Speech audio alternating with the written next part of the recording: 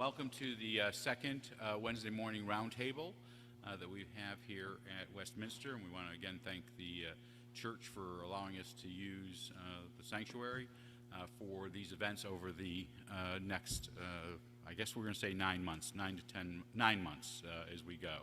And we'll talk a little bit about our programming in a bit. Just a couple of quick announcements. We again want to thank our sponsors. I know there are several representatives from Tompkins Trust here, as well as the Emerson and Allen Foundations, as well as Wegmans, who have been very supportive of this as we've moved through. A couple safety protocols. While you're in your pews, use your best judgment about your masks. We have allowed the candidates, as long as they're enough apart, we've checked with the church, they can take their masks off for the presentations. I know there are a couple of elected officials here, and I just want to mention them. I know the sheriff is here. Welcome the Wednesday Morning Roundtable. You can give him a round of applause. He deserves it. I know Elaine Daly, who's on the ballot and who's a member of the legislature and head of the Health and Human Services Committee of the county, is also here. And then I know we have our. You can give. Yeah, that's. You might want to do that to a fellow. So we want to welcome you both. And I know we have Debbie McCormick, and she does deserve a round of applause for a different reason. She has served on council for several years. She's decided not to seek re-election, and we really want to thank her for her public service. Thank you. So with that, we've had the candidates draw lots to do their opening statements. Jessie Klein is in front as usual. She is going to hold up a sign when they have used a minute and a half of their 2 minutes, and then a red sign that says stop, and I will at that point most likely interject at that point to tell them to finish up.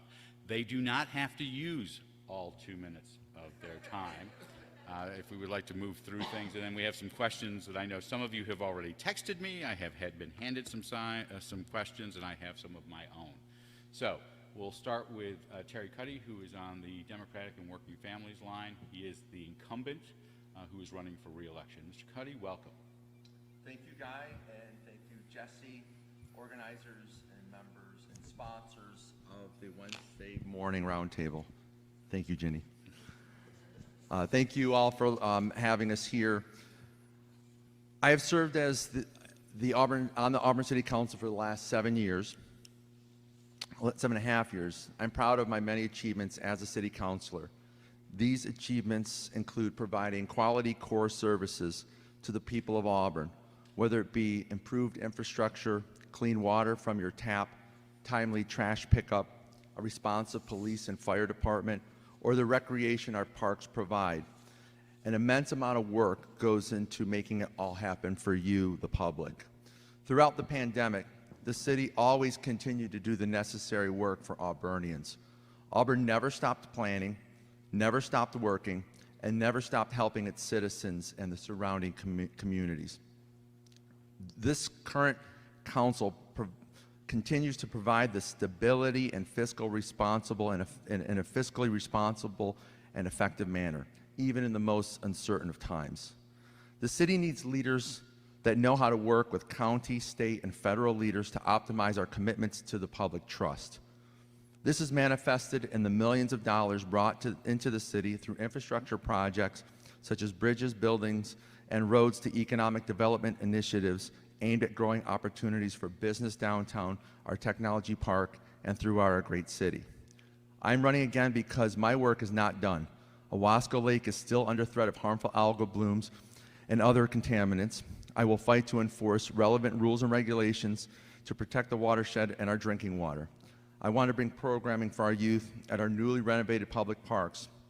With my experience on City Council, along with my 17 years experience as a vocational teacher at Cayuga Onondaga BOCES, I want to continue to help train our future workforce for the new challenges that lie ahead.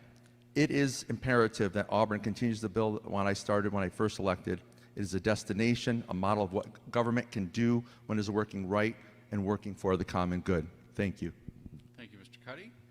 We'll now hear from Ginny Kent, who is on the Democratic and Working Families line. And just as a disclaimer, Ms. Kent and I happen to work in the same office, just so you all know. Oh, no. Welcome. Thank you, Guy. Thank you to the Wednesday Morning Roundtable Committee sponsors and the church. I'm glad to be here. I was born and raised in the city of Auburn. My father worked as a union electrician while Mom stayed home to raise the 6 children. After I finished school and explored life outside of Auburn, my husband and I chose to come back to my hometown to raise our family, and we bought our home on East Genesee Street in the early 1990s. As a mother and a daughter, I know firsthand that Auburn is a great place to grow up and to raise a family. Currently, I work as Associate Director of Development for the Cayuga County Community College Foundation, and I serve as a trustee for Seymour Public Library. Prior to that, I worked at the Cayuga County Chamber of Commerce for 13 years, where the focus is economic development and tourism.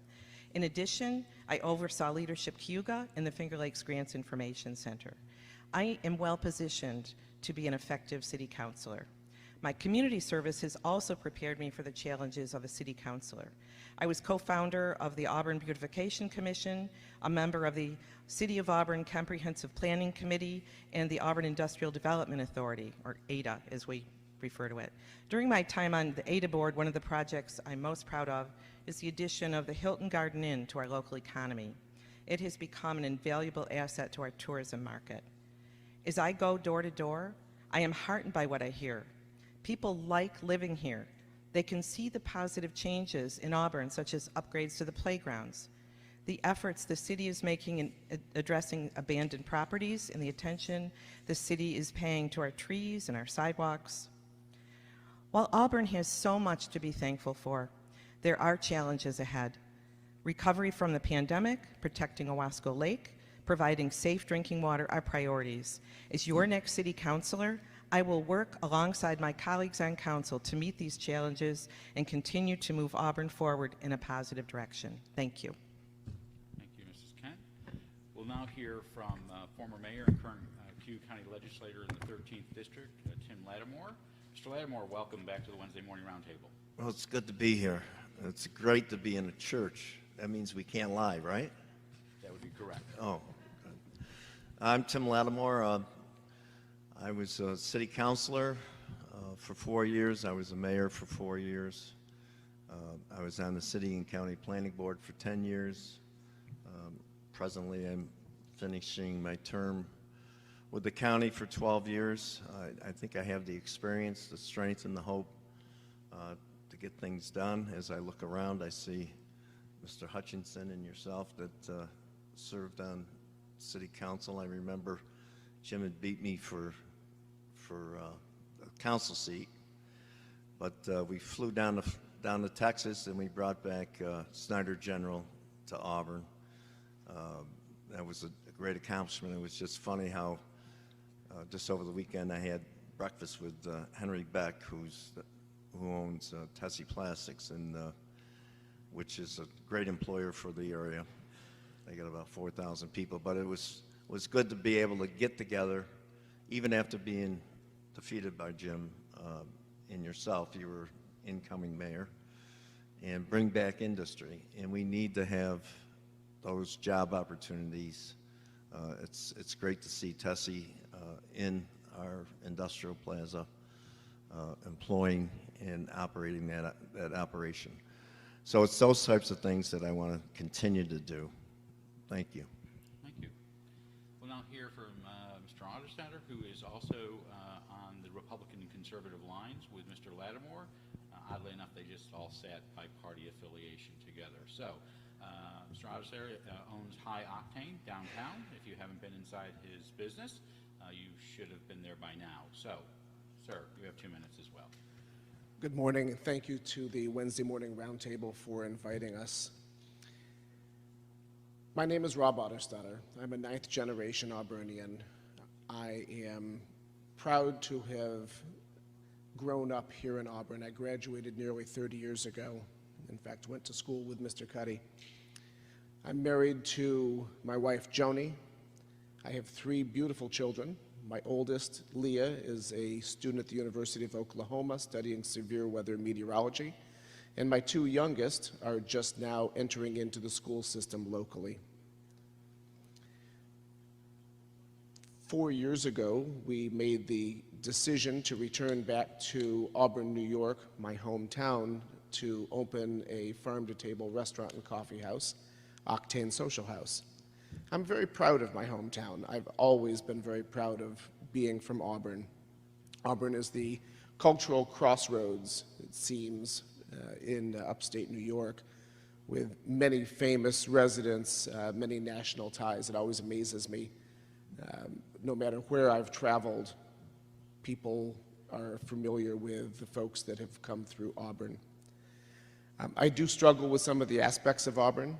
Auburn is hemorrhaging residents. We've lost nearly 1,500 residents in the last 3 years, and that's about 5.5% of our population. There is an uptick in reported violence and drug-related crime, which has led to an increase in property crime. As I look at this city that I love so much, I feel as though we are stuck without a clear vision for moving forward. Auburn is a great place, but I feel it could be better. I believe that I come to the table with some skills that would be helpful. I'm a retired community policing commander. I have a doctorate in educational leadership, and I've worked to revitalize numerous cities across the United States. I've spoken on my successes at the International Exposition in Aichi, Japan, and I believe we need a positive visionary to help correct the direction of our city, and I believe I fill that role. Thank you. Thank you.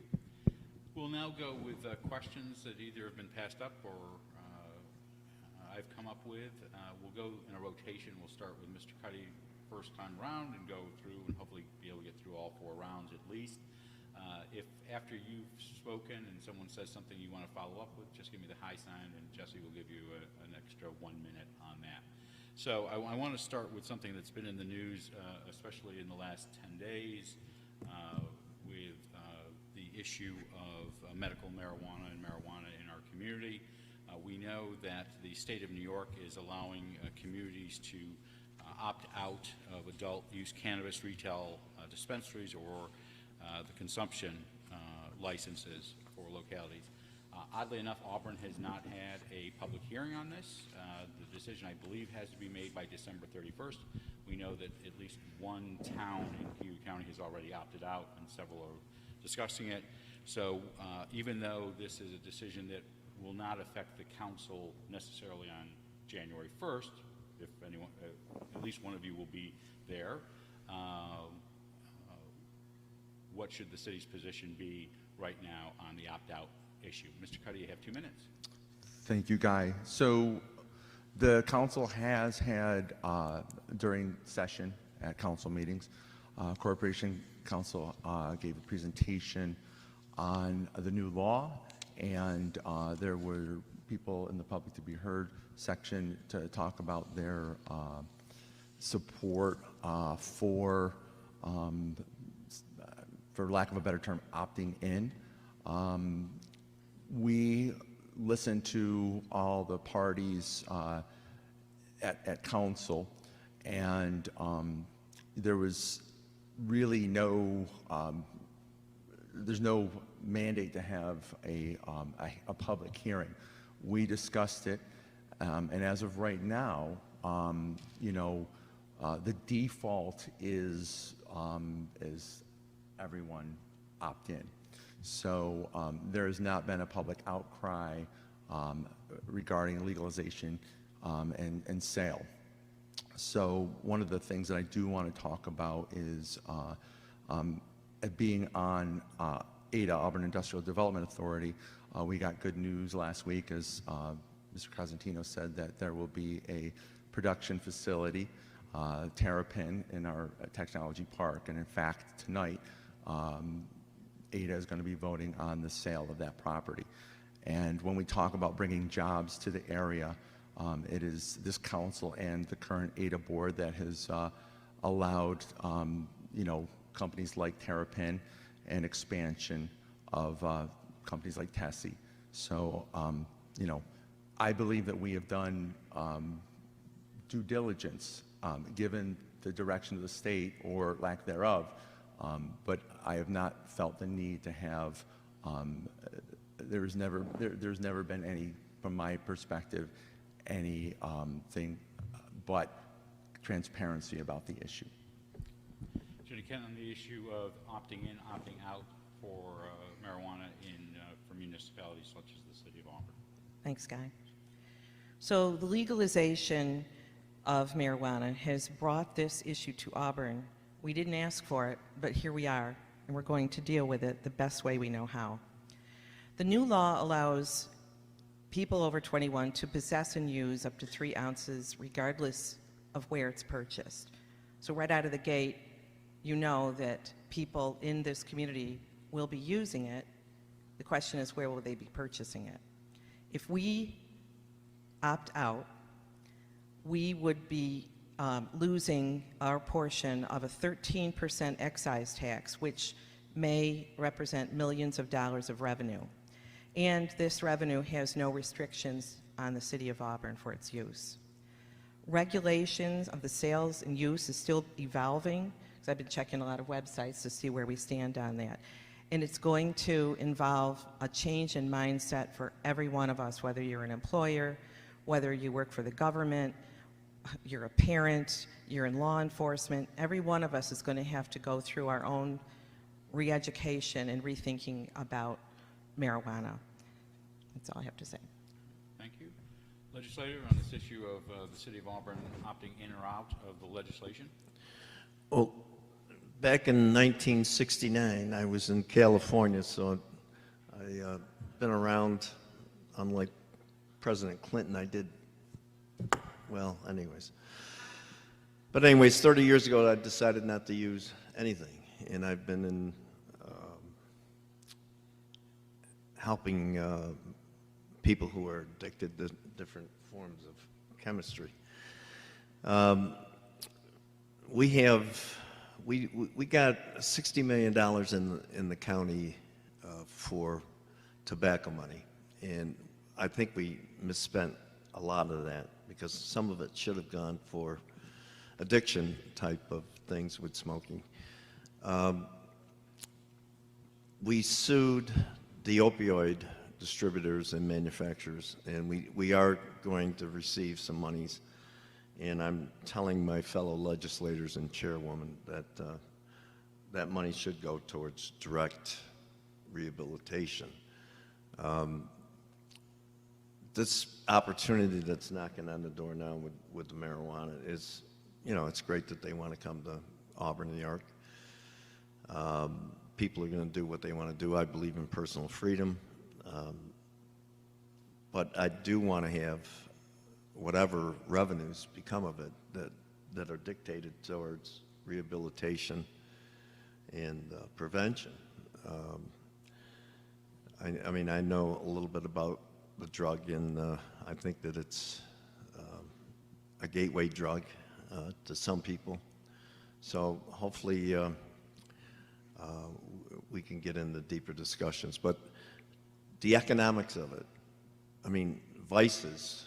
At one time, we had an opportunity to bring in Delago to Bombardier.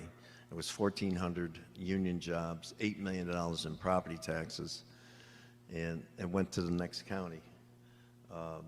That would have been a better vice than maybe marijuana. Anyways. Okay, thank you. Mr. Alexander, on this issue of the opt-in, opt-out. I've been following the development of Terrapin. It comes out of the state of Colorado, where I worked for quite a while as a police officer. When Colorado legalized marijuana for medical and then recreational use, it changed the dynamics in the state drastically. DUIDs went up, driving under the influence of drugs. The number of children that wound up going to the hospital for eating their parents' edibles went up substantially. So in a city where we already have substance abuse issues, we need to move forward smartly. This is a great opportunity for economic development. There is a 13% retail sales tax, 9% goes to the state, 4% comes local. So I think that we do need to have a public hearing to discuss what is the best way for moving forward, but I do believe we need to move forward with this. Mr. Cuddy, you'll have 1 minute, and anybody else wants to follow up will have another minute. So the law as it stands is that right now anybody can use marijuana in New York State. So I feel it is a more responsible thing as a municipality, as a city, to control the manner in which it is sold and the place at which it is sold. If Senate or Aurelius or other towns that do the default, which is we are, they're not, from my understanding, I'm not aware of any public hearings that those municipalities are holding. But if they do the default or opt in, people from Auburn are just going to go there and bring it back. So the issues that Mr. Otterstader is talking about are going to happen or anyway. And those issues, again, I think they point to, you know, the worst case scenario.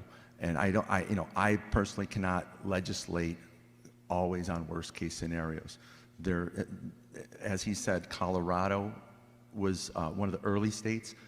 New York has learned from all the states that have legalized it, and I think we're doing a better job. Mayor Lattimore, you have a minute to follow up. I see the sheriff in the audience, and I know we just reopened the AA rooms at the jail. There's a lot of people who are incarcerated that have, you know, alcohol, drugs. They're incarcerated because of that, and it costs us money to house them and try to rehab them. So hopefully whatever industry we come in, whether it's beer, whether it's wine, any industry, you know, should be able to clean up its own byproducts that are costly to society.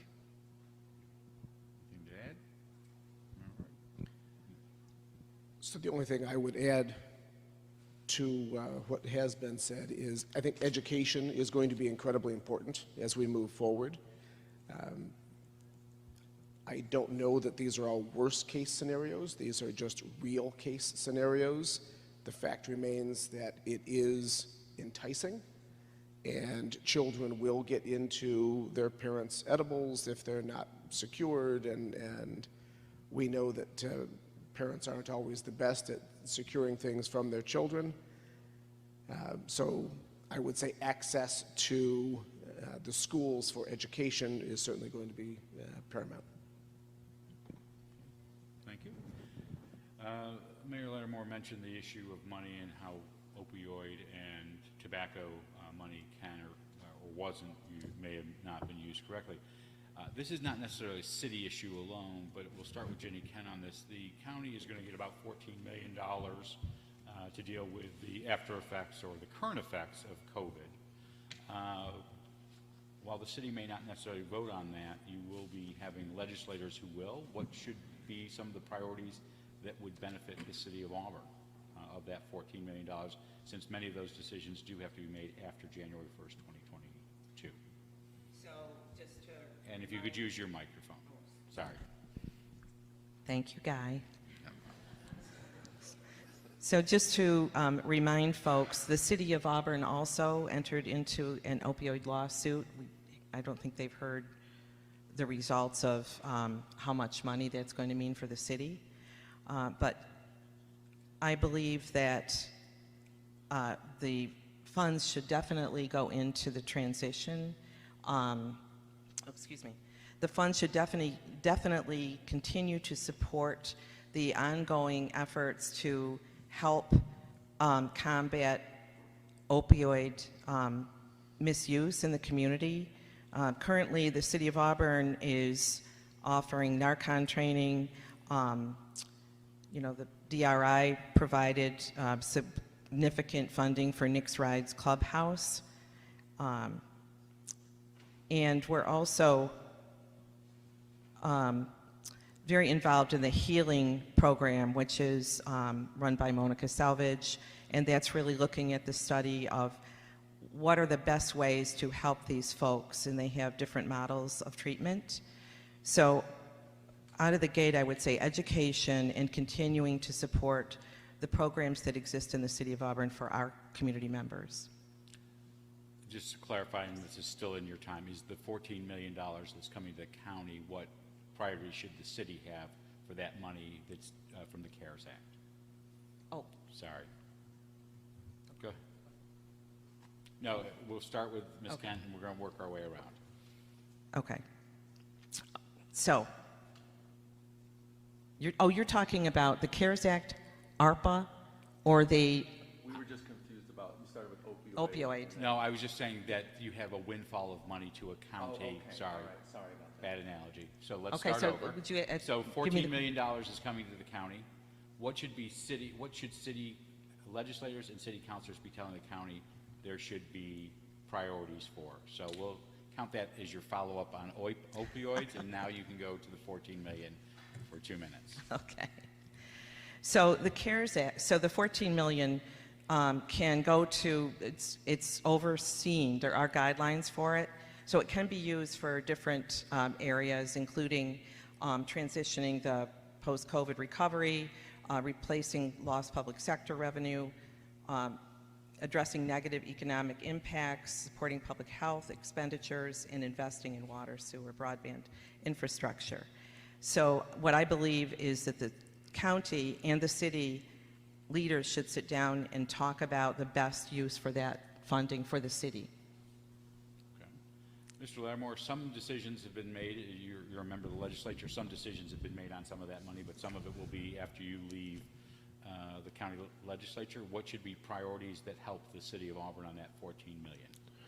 Well, the city is part of the county. I think we established that years ago, and I'd like to see a better bridge communication. You know, it shouldn't be them versus us or whatever, but anything that we can do, whether it's buying rock salt, I think, you know, we had an opportunity to lower our costs with a staple like rock salt, and then somehow we got confused. But anyways, we should sit down and have everybody, just like a community block grant communication, have everybody sit down and come up with some ideas as to how to use those funds to better everybody. You know, as I said, the city is part of the county, and you know, the more people we get here, the more the county gains, everybody gains. So that's about it. Thank you. Mr. Officer, on this issue of how maybe some of that $14 million can trickle into the city for priorities. For me, it's going to be about quality of life and making sure that we're spending the money appropriately. This will be a one-time opportunity for the city of Auburn, a financial shot in the arm, so to speak, that monies can go towards post-COVID needs, such as mental illness. People have been shut in for the last going on 2 years, on and off. We have substance abuse issues locally. A couple of years ago, FEMA did a study that showed that the Finger Lakes region is one of the safest areas in the United States to live. People during COVID started migrating to the area. So I think quality of life issues, looking at drinking water, looking at the mental illness issue, and the substance abuse is going to be important. All right, thank you. Counselor, this issue of the $14 million and how it might help city priorities. Yes, so thank you guys. So I think that the priorities that the city has laid out already and has come forward with suggestions, you know, some of that overlaps with the county, and I do believe that the city does work well with the county already. But what the city wants to see prioritized is human services, much like bringing aid to food pantries, also mental illness. We also are interested in helping businesses continue to survive through COVID. So setting up grants and loan programs for businesses. We're also interested in, as I said earlier in my opening statement, the city has never stopped planning for the future. So while everything was shut down, we were continuing to work on the planning, and prior to the pandemic beginning, tourism, as you know, is a big factor in our economic growth. So we prioritize some money towards arts and cultural nonprofits. So we've started, there is more time to work with the county, but we are beginning to, have the applications prepared for these organizations to get money. Also, the next round, I'm interested in water and sewer, home ownership, encouraging home ownership, and programming for our youth in our parks. So thank you. Thank you. And that was one of the questions from the floor. Another question that comes up is, and this goes to Legislator Lattimore first, would you support, if directed, if Kathy Hochul, the new governor, mandates that all municipal employees, including for the city of Auburn, be vaccinated for the coronavirus? You have 2 minutes on this subject. Well, on the front page of the paper today is our leader, Aileen McNabb Coleman, and she had struggles because she had an immune system, and so there was a long time in which she wasn't vaccinated, but she finally did get vaccinated and came down with the COVID over the weekend or sometime shortly. So I think that we didn't ask people in the hospitals when they were treating people before the vaccine who came down with this illness. They were heroes then, and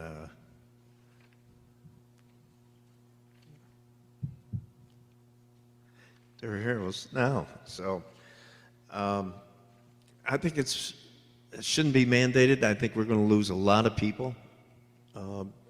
People are standing up saying, this is my body and I want to do what I want to do with it. So I think we do have individual rights. I don't think it should be mandated. Everybody knows they live in a society where you have to protect yourself. If you live in a bad neighborhood, you lock your doors, So I think it's an individual thing. That's it, I guess. Mr. Officer, if the new governor mandates that municipal employees are required to get the vaccine, would you be supportive of that as a city councilor? So I am vaccinated. My employees are vaccinated. I support the vaccination. I want to first recognize that, as was mentioned earlier, the folks that were working on the front line, they were heroes a year ago, and now some of them are out of a job as a result of not getting the vaccine because they have concerns about the vaccine. So as I begin to think about this, looking at both sides, I think it's important that we recognize that healthcare is a personal decision that is between you and your physician. And I have a relative who is not vaccinated because they have had complications from a similar vaccine. I support the vaccine. I support the oversight, and I do support testing. But again, I think it comes down to a decision between you and your physician. Thank you. Mr. Cuddy, this might impact you between now and January 1st anyway, if the governor makes a decision. So would you be supportive of a mandate if the governor came down with that for municipal employees? Great, thank you, Guy. I am vaccinated, and as soon as I could be vaccinated as a public school teacher, I was. I understand the apprehension, especially early on when the vaccine just had come out earlier in this year. I understood the apprehension. But over time, science has demonstrated that the vaccines are safe and effective. And now choosing not to get the vaccine can be a public health risk. I have an 11-year-old son who has not been able to get vaccinated because of his age. He is vulnerable. Those who are older, who have underlying conditions, are vulnerable. We have seen this virus run amok in areas with lower vaccination rates, and continued refusal opens up the door to virus mutations and variants that can make current vaccinations become less effective, and thus the cycle continue. And I don't think anyone wants to see this pandemic go on forever. So I believe that once vaccines are approved by the FDA, they should be mandated, much like the measles, rubella, like all children get vaccinated for diseases to go into school. And I think that, you know, as long as we do it based on the science and in a measured way, it's important. Jenny Kent, on this issue of if there's a municipal employee mandate. So this is a difficult situation to discuss because it gets personal. And there are people who cannot get the vaccine because of health challenges or because of their age. But by vaccinating those of us who are able to get it, we are doing our part to help ensure that those that are not vaccinated will be in a safer situation should they get the disease.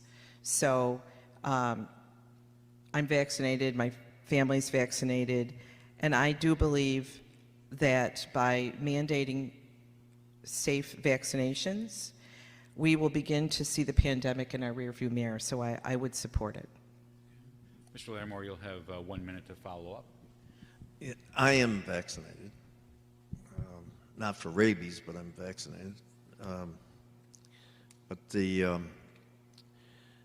There was a question years ago in regards to fluoridation of our water, and they wanted to add fluoridation, and I thought that it would be better off to have individuals fluoridate their toothpaste or whatever they wanted. So, I'm just concerned about more chemicals in our systems. But I mean, I'm for vaccinations. I mean, kids have to have smallpox, all the other different vaccinations to go to school. But I just don't know how it's going to end. Thank you. So let me preface this question that this is not occurring, but it may. Jeff Dygert is on track right now to be, I think, the second longest city manager in the city's history. And there is a possibility at some point he's going to retire, a well-deserved retirement. And at some point, a city council that you may serve on may have to do a search. The two-part question, and Mr. Auster, you'll start with this, is what qualities would you can rate, by the way, Mr. Dygert's performance, but more importantly, what qualities would you like to see in a city manager, and how would you conduct a search? And again, Mr. Mason, just tell the city manager, I'm not saying he's leaving, but just in case, because we've gone through 13 of these in 30 years. There's a probability issue here. So, Mr. Osstetter. The city manager's position is an incredibly important position, and having served on my church's vestry, in fact, within the first 30 days that I was elected to our church's vestry, my rector decided it was time to retire. And I had been elected from our vestry to serve as the senior warden. That was the top lay person in the congregation, which meant that then I was responsible for overseeing all matters for the church. Surprise.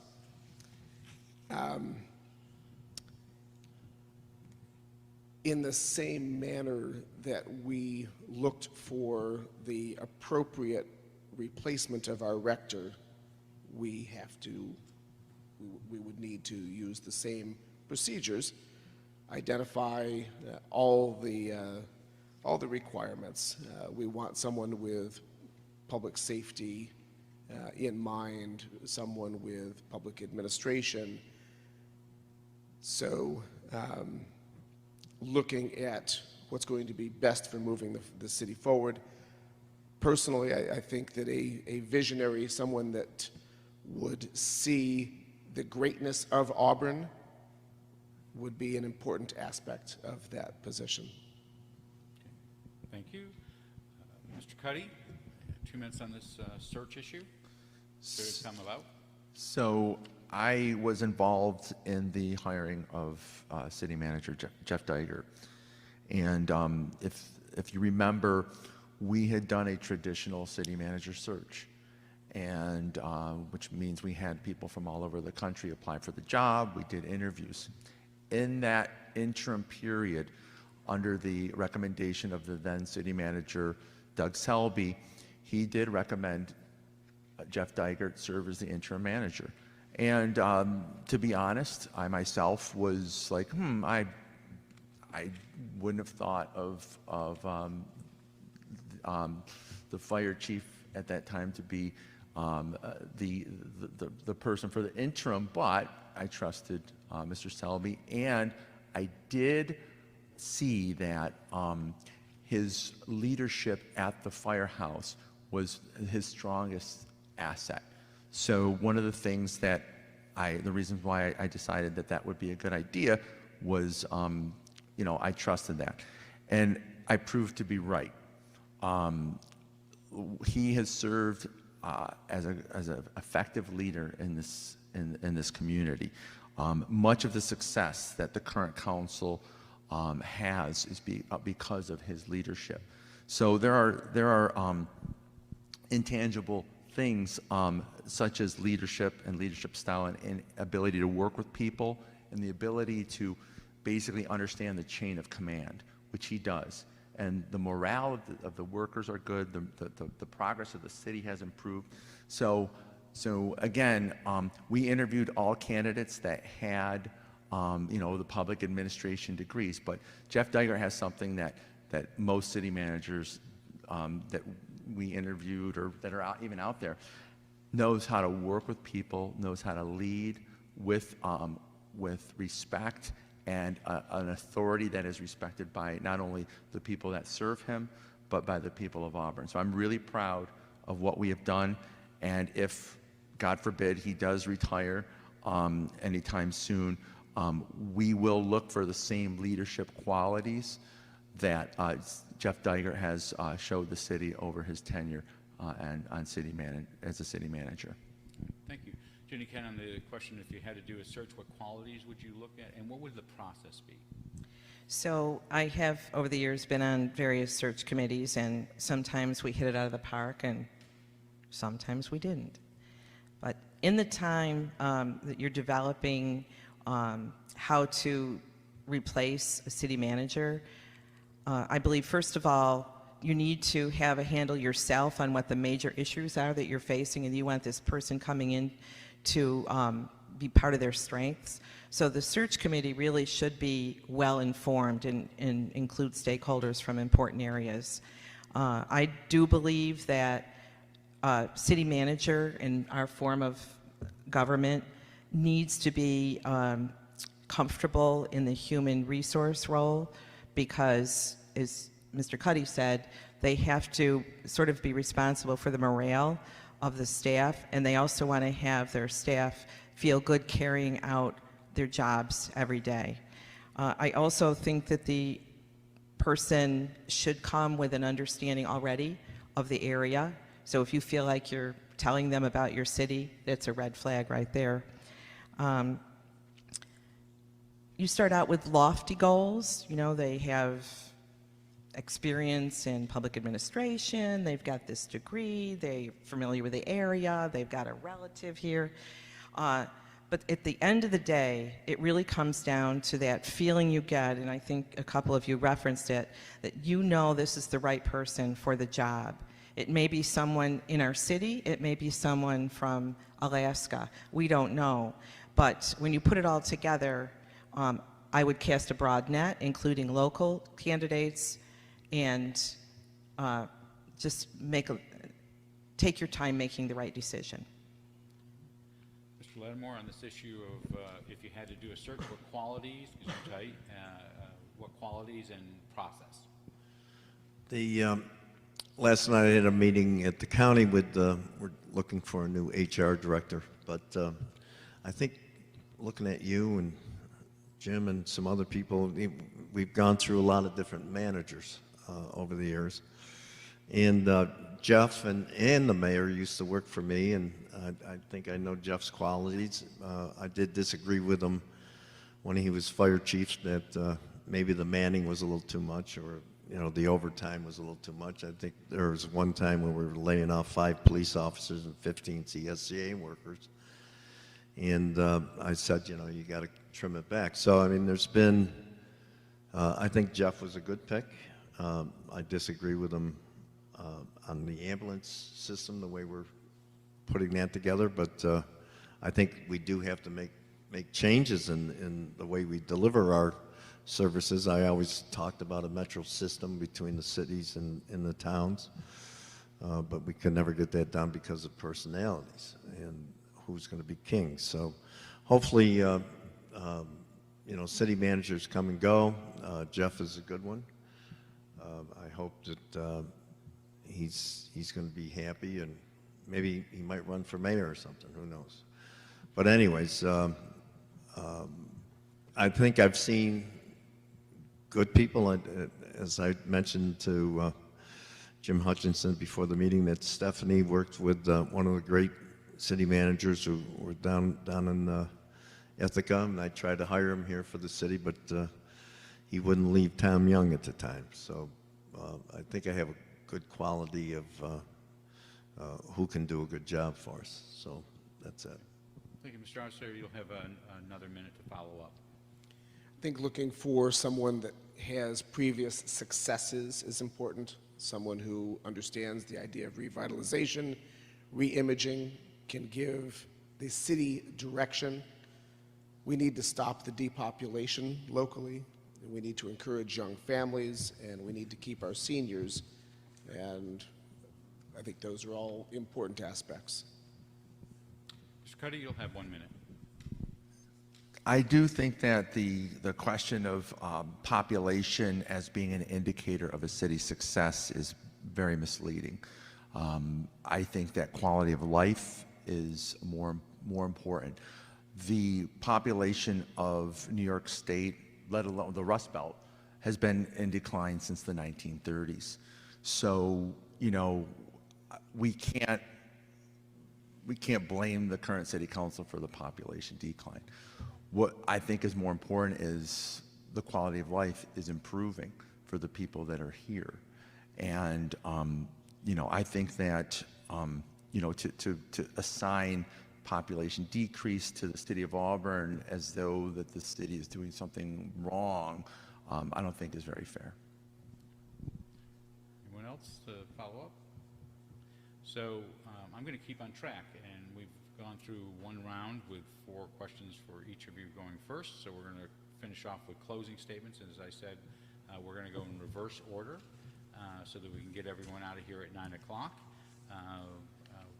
We're going to hear from each of the candidates for 2 minutes in their closing. We're going to hear from Rob Onstetter first, who is on the Republican and Conservative lines. Sir? I want to thank everybody for attending and for the opportunity to debate this morning. I come to this election with experience that includes writing and managing federal and state grants, working towards reducing crime, revitalizing cities, re-imaging cities. I have a vision. I love this city. Auburn has a lot of unrealized potential. We have an incredibly rich history here. I believe we need to move forward while still remembering our past. I am personally invested in our city.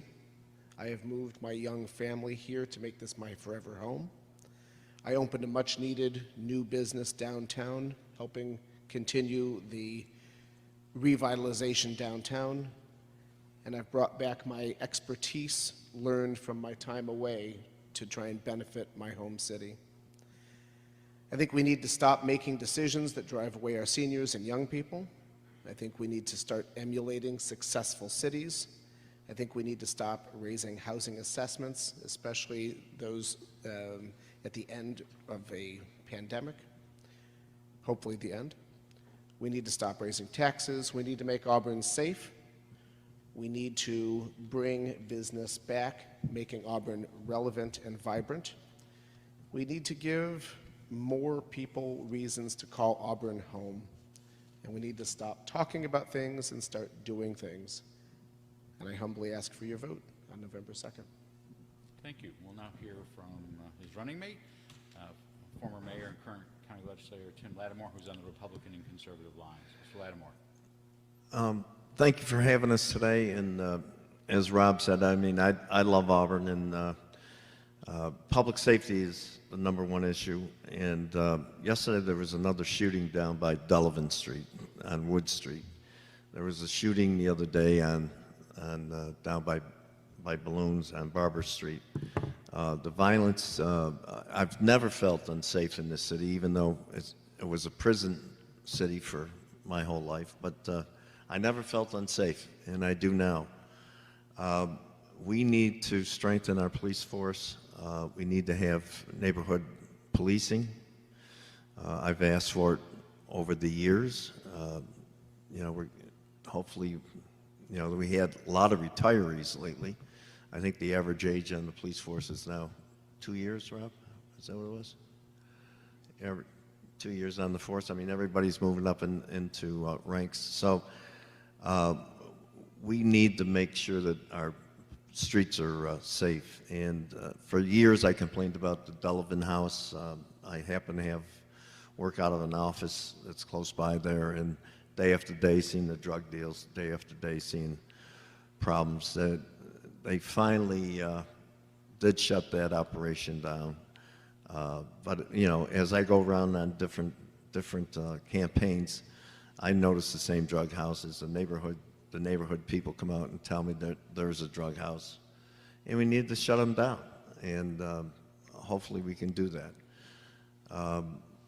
So public safety is still my #1 issue, and my running mate, I just have to give him some kudos.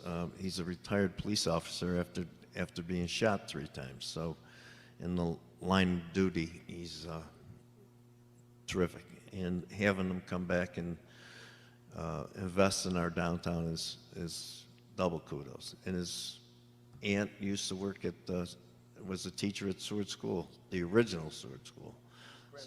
Grandmother. I'm sorry. Anyways, thank you very much, and public safety. Thank you. We'll now hear from Ginny Kent, who is on the Democratic and Working Families line. Ms. Kent, you have 2 minutes.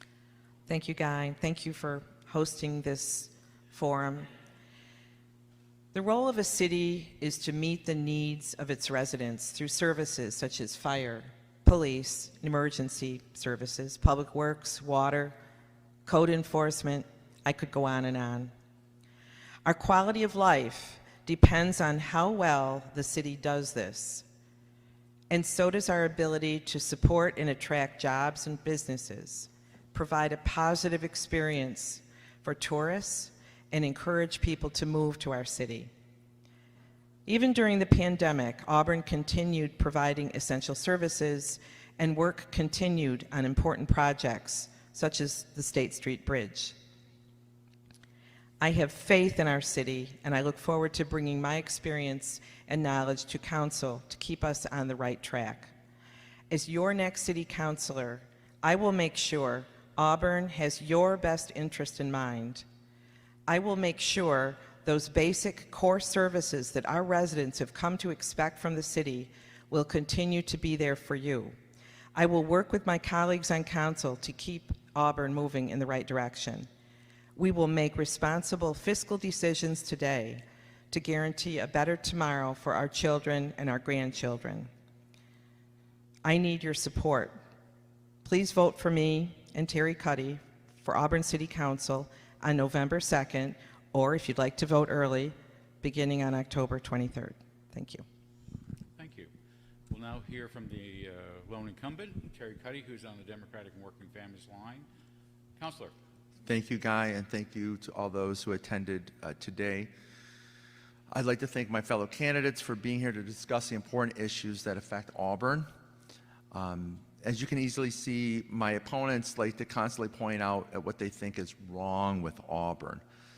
Ginny, Kent, and I are more interested in promoting what is right about Auburn. As I mentioned in my opening statement, Auburn is progressing forward. The city builds and works for its people, and the people benefit from these works. This wasn't always the case. Before I was elected, the city was in fiscal distress, losing taxpayers $1 million a year, which comes to about a 3% raise on property taxes, thanks to a failed energy project brought to you by Legislator Lattimore when he was mayor. In those days, there was no plan to solve the problem. Once I was sworn in, the council went right to work and fixed the mess that was wrought. Now our fiscal house is in order. We are more able to serve the public efficiently and effectively. We are more stable fiscally. Even with these strides, we cannot afford to make the same mistakes of the past because we are still paying for them. If you, the voters, want stability and common sense at City Hall, I ask you to vote for Ginny Kent and me on Election Day, November 2nd. Thank you. Thank you, Mr. Cuddy. We want to thank all four of you for putting yourselves out there during the campaign in what is really an unorthodox time for campaigning. I know we'll see you in another week at the college for, I think, the second and final get-together for the four of you with the forum sponsored by the Citizen and the college, and we look forward to having you there to share your views. A couple of just housekeeping things as we keep on track as we end. Masks are driving me nuts for a different reason. Sometimes I can't recognize faces or where they are, but I didn't recognize Councilor Genatino in the back, and I apologize for that. So welcome to the Wednesday Morning Roundtable. I know Katie Lacey is here, and she would remind you that you can start early voting on Saturday for the next couple of days from there, and then you can go to the polls on November 2nd, and we encourage you to do that. We again want to thank Tompkins, the Allen Foundation, the Emerson Foundation, and Wegmans for sponsoring these sessions. We'll be back on December 8th. Stephanie DeVito will be moderating the panel then. There will be with some downtown and Auburn eateries and shops with a focus on partnerships and sustainability. So I did mention that was December 8th. There is no November program. We made the decision 5 years ago to combine November and December because nobody wanted to come here Christmas week. So though this church will most likely be decorated very lovely at that point. So we want to remind you December 8th is the next program. We hope you're safe, wear a mask, get vaccinated, and enjoy the rest of your day. Thank you.